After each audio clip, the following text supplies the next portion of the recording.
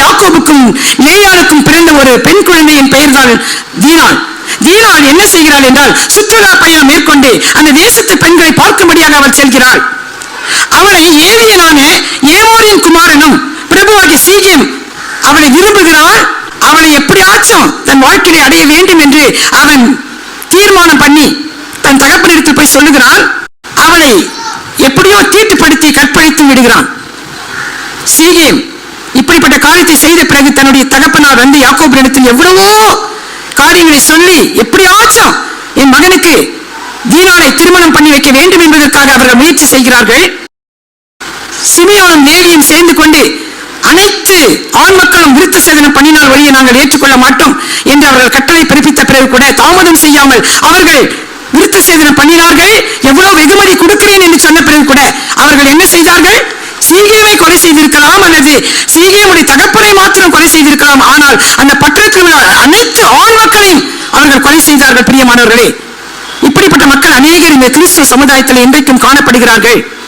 இவர்கள் யார் என்று கேட்பீர்கள் என்றால், கண்ணுக்கு கண், பல்லுக்கு பல், உதாசீனத்துக்கு உதாசீனம், கைக்கு கை, காலுக்கு கால், ஜீவனுக்கு ஜீவன் என்று பழைய ஏற்பாட்டில் கொடுக்கப்பட்டிருக்கிற அனைத்து கட்டளைகளையும் கற்பனைகளையும் தவறாமல் கைப்பிடித்து வருவார்கள்.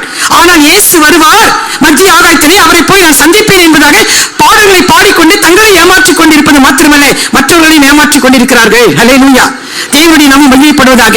கிறிஸ்துவ சமுதாயத்திலே தெருவில் சண்டை போடுவது பார்க்கணும். அவங்க கெட்ட வார்த்தை பேசினா இவங்க கெட்ட வார்த்தை பேசுவாங்க.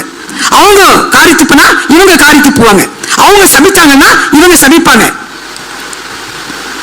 அவங்க ஒரு தீங்கு செஞ்சாங்கன்னா இந்த சிமியோன் லேவியை போல பல தீமைகளை செய்வாங்க. அநேகர் சொல்லியிருக்கிறாங்க, அம்மா சின்ன விஷயத்துக்கு போலீஸ் ஸ்டேஷன் போயிட்டாங்கம்மா, சின்ன விஷயத்துக்கு கோர்ட் போயிட்டாங்கம்மா, எங்ககிட்ட சக்தி இல்லம்மா, இவ்வளோ பணம் செலவு பண்றோம், எங்களை ரொம்ப அவமானப்படுத்திட்டாங்க அப்படின்னு சொல்லுகிற கிறிஸ்துவ கூட்டங்கள் அநேக முறை எங்கள் ஜெபத்துக்கு வருகிறார்கள். பிரியமானவர்களே, இப்படிப்பட்ட கிறிஸ்தவர்கள் இன்றைக்கும் நம்ம மத்தியில வாழ்ந்து கொண்டிருக்கிறார்கள்.